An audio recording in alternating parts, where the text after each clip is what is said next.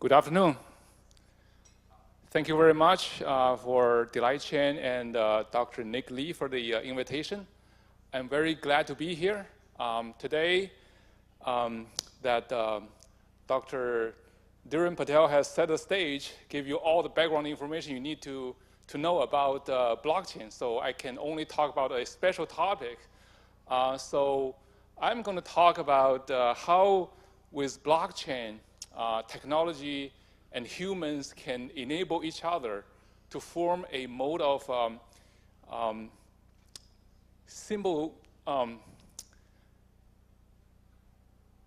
symbiosis, which is something that happens in nature when two things, they rely on each other and they enhance each other.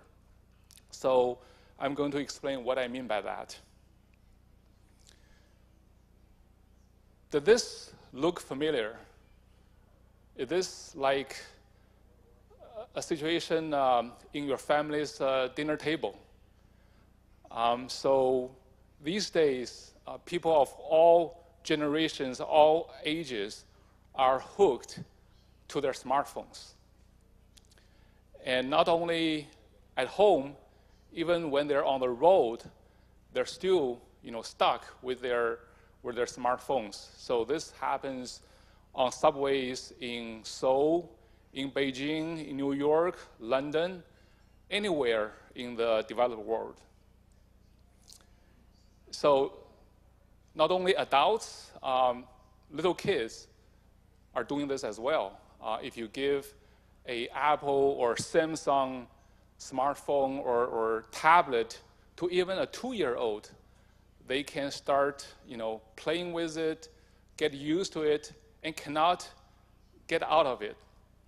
So why?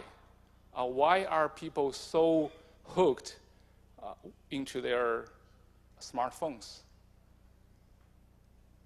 You may think, oh, because it's the ease of use, because ever since Apple made this happen, we have designed these devices to be so easy to use. I would argue it's the other aspect, which is the utility or the usefulness of these devices that make it so attractive, so addictive. So if we go back 10 years to, this is January 9th of 2007, when Steve Jobs announced the first iPhone. He highlighted 3 functions that this device will provide. So he highlighted phone, email, and internet. So let's think about it. These 3 functions, email, phone, and internet, what do they give us? Well, email and phone is for communications, for us to stay connected with other people. But the internet provides many things. So it gives us information. Actually, it gives us too much information that we have to rely on something like Google to find what we're looking for. It allows us to do online shopping on sites such as Amazon.com. It gives us social networks such as Facebook, LinkedIn, and a very popular Chinese one called WeChat. So nowadays, people spend a majority of time, in China, on WeChat. And also gives games and entertainment to us, especially for young people. They spend so much time playing games. But now people are using games for many business purposes, not only for education, but also for even serious business. Gamification is a big topic.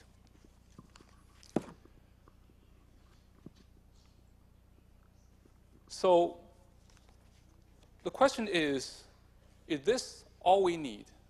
Or do we really need everything that these utilities provide us. So to think about it another way, so I was thinking, what do I need? So every morning, before I go out to go to work, I make sure I have 4 things with me. I need my iPhone to make sure I stay connected and I stay productive. Because I know if I don't have my iPhone, my day will go very, very badly. I don't know where my next meeting is. I don't know, who needs me, who needs my help. So I want to make sure I have this. And I have to have my ID to enter my, the World Bank building and also enter the secure area for my job. I need to have my wallet to make sure I have money to pay for lunch, have my credit card, have my driver's license, very important. And I need to have my car key so that I can drive my car. So the problem is, the 4 things, it seems simple, but actually, it's a hassle. Every morning I have to make sure I have these 4 things. And sometimes I forget one of them, and my day doesn't go as well.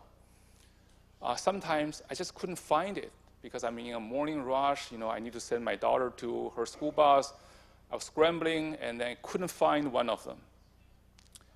So can we think about it, so to think about if it's possible to reduce the number of things I need to carry every day. So we know, if you look at those 4 things, the wallet is an easy one to replace. Because today, in many places, including South Korea, China, many payments are no longer done using cash. And they're no longer done even using credit cards. They're done using smartphones. Actually, there's a report recently saying that 70% of retail payments in China are done using smartphones, which is quite amazing. So I think the wallet part probably can be replaced by my iPhone. So now I only need to worry about 3 things. Well, to think about further,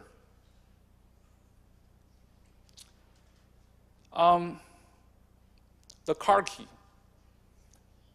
So I'm not sure if you still need to, these days, insert your car key into your ignition to start a car.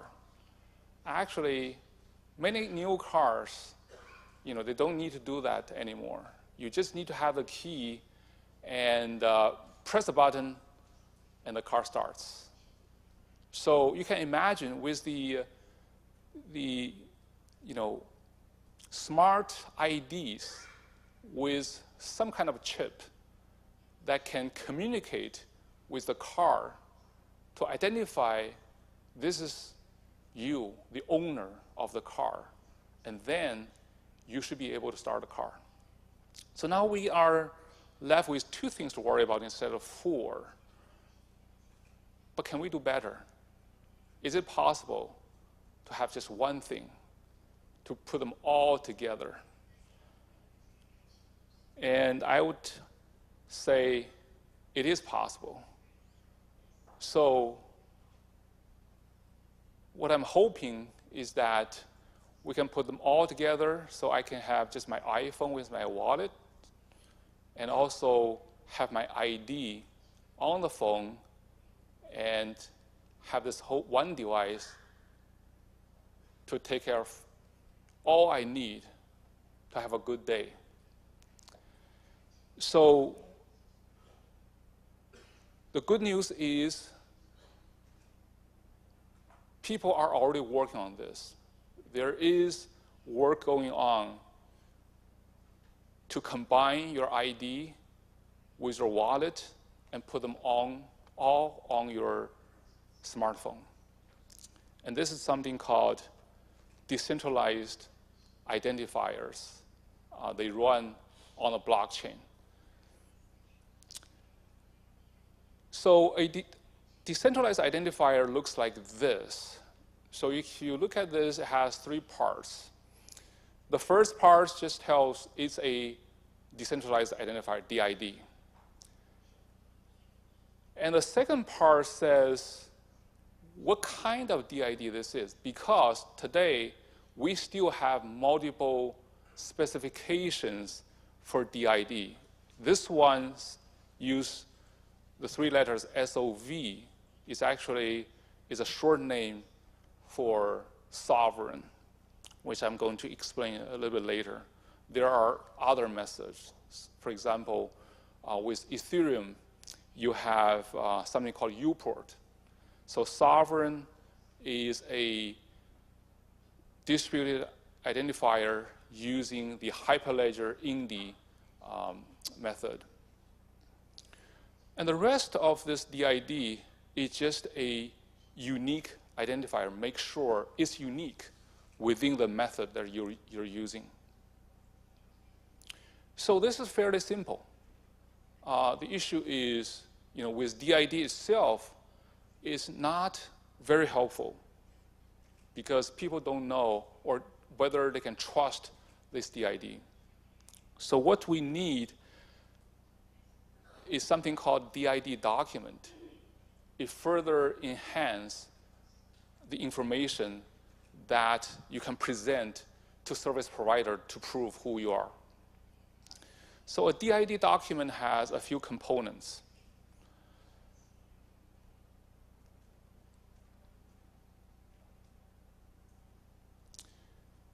One is the DID itself, which I have shown, and then it has a set of public keys. So if you have, look into how Bitcoin works,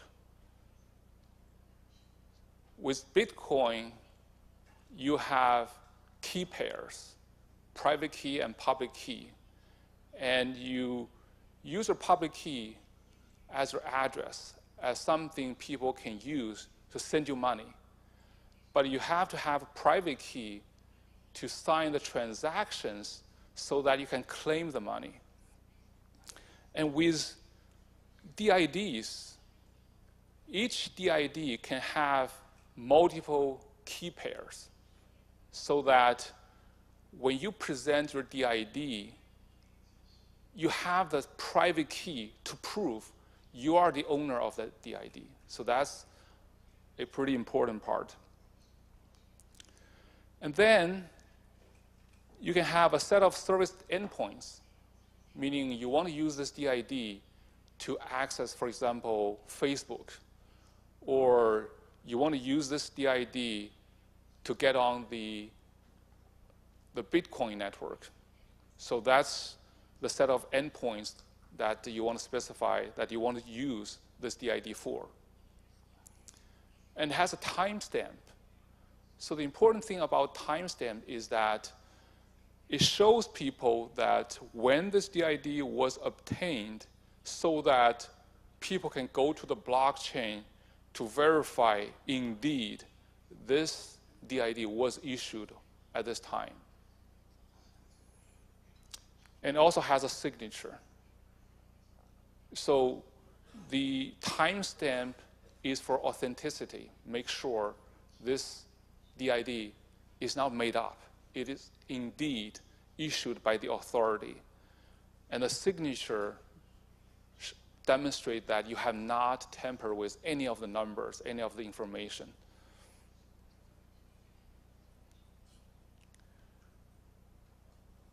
So to use the DID, first you have the blockchain layer that records the issuance of these DIDs that people can go and check.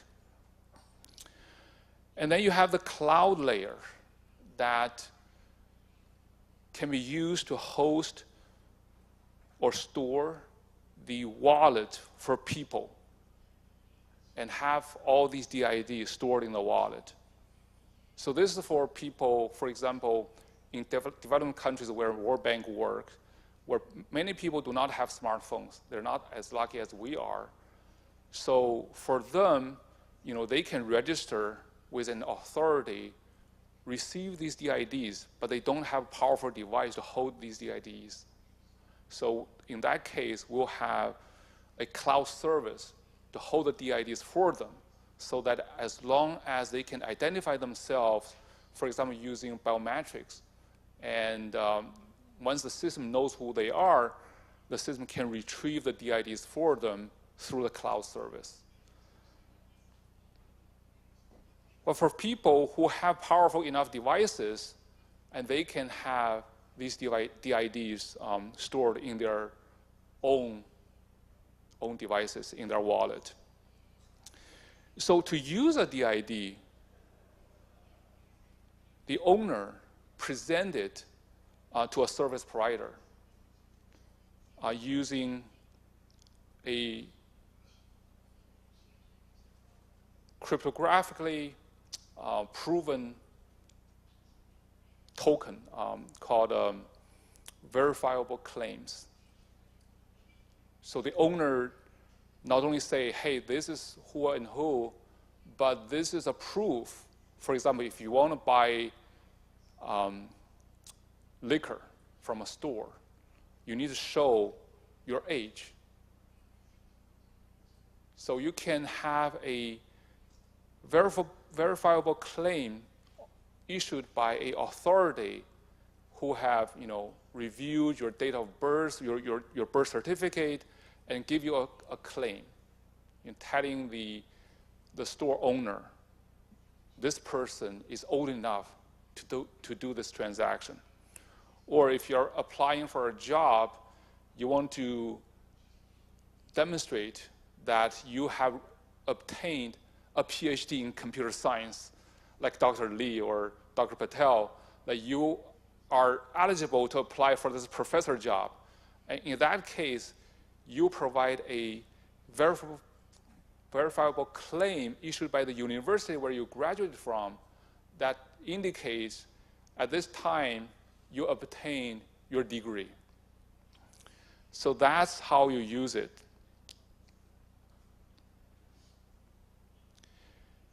So with DIDs and verifiable claims, so the trust framework is like this. So the holder has obtained these DIDs and verifiable claims with the proper signature and then store them in his or her wallet. And then whenever he wants to do some activities, he will present the DID and the verifiable claim to the verifier who needs to provide the service. And the verifier takes these DIDs, verifiable claims, and go to the blockchain to verify the authenticity and the integrity of the information that you have presented. And after all the verification has been done, then they can trust who you are, and they can provide the service to you. So with this, now your wallet not only can be used to hold values, it can also be used to store your identities. And like I said before, you can use different identities for different purposes. So now your wallet becomes much more versatile than the traditional wallet. So the digital wallet is all you need. So going back to my previous scenario, when I think about what I need to bring with me in the morning, I want to make sure I have my digital wallet on my smartphone, and I have my smartphone. That's good enough. The question is, what if you forgot your smartphone? Well, like I said before, you still have the cloud service, which has the backup. So then you need to sort of have to prove who you are by presenting your biometrics or maybe some other authentication mechanisms. So now with this wallet, with this enhanced wallet, of course, you can do banking, you can do payments. That's what a wallet is traditionally for. Your wallet now can be used for investment management. So today, our digital wallet is already holding your Bitcoin, your Ether, your other coins. But for other investments, such as, say, mutual funds or stocks, there are two scenarios. One is if the investment is already tokenized. So now you already have tokens indicating ownership of a mutual fund or ownership of a stock. Then these assets, which has become tokens, like other tokens in your wallet. However, if it's a undigitized company that's holding your traditional investment, then what you need to do is that you have to include the digital ID, DIDs that you use to log into that company's service to retrieve your investments. So in this case, instead of a traditional crypto token, you just have a DID token in your wallet, which is your ID. And for other things, I mentioned entertainment, social media. So for those, you just need all the IDs you will be using to access these services. And make sure these IDs are in your wallet.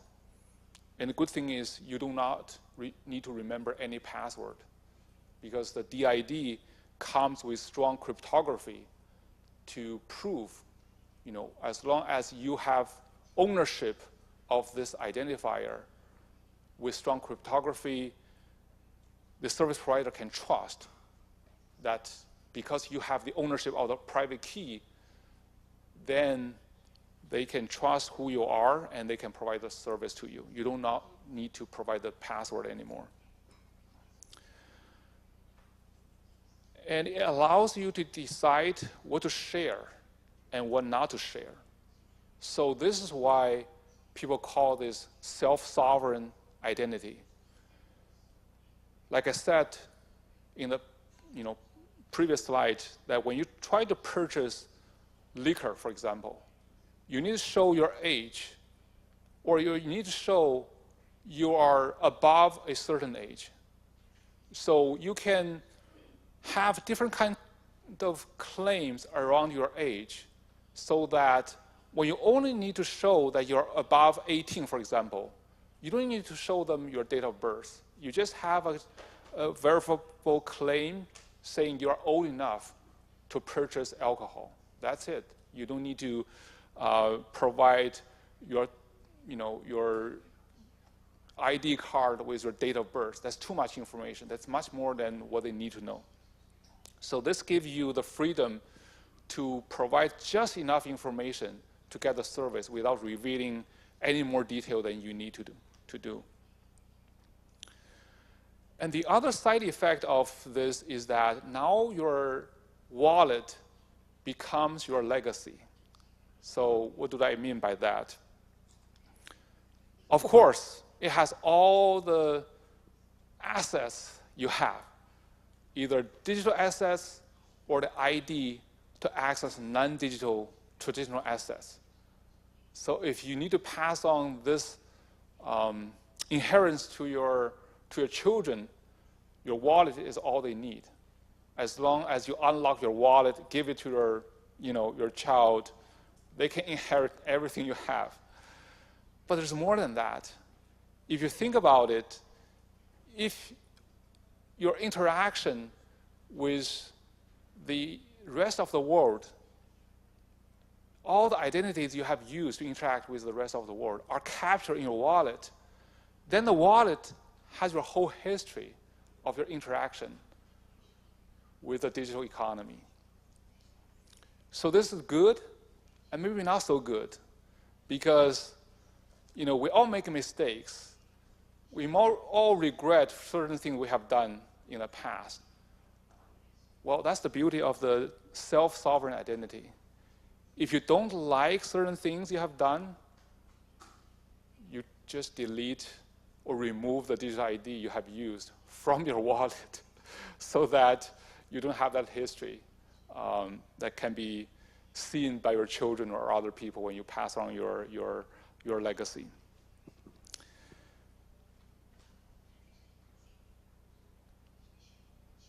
So in summary, in the future, your digital wallet powered by blockchain will be your new portal for everyday life. It's like shortly after internet becomes popular, I liked one thing called My Yahoo, because when I go to My Yahoo 10 years ago, it gives me the news I care about, tells me how my stocks are doing, tells me the weather in my local area, and maybe even the lottery numbers I care about. So pretty much a portal of what I want to know for that day. So in the future, your digital wallet is your portal to the digital economy. It has all the assets you care about and all the identity you need to use to interact with the rest of the world. And you will have different DIDs stored in the wallet. So you have your freedom in terms of which ID you want to use. You don't want to mix your social media ID with your investment ID. So this gives you more freedom and also gives you some security so that if one of the IDs got compromised, the rest are still secure.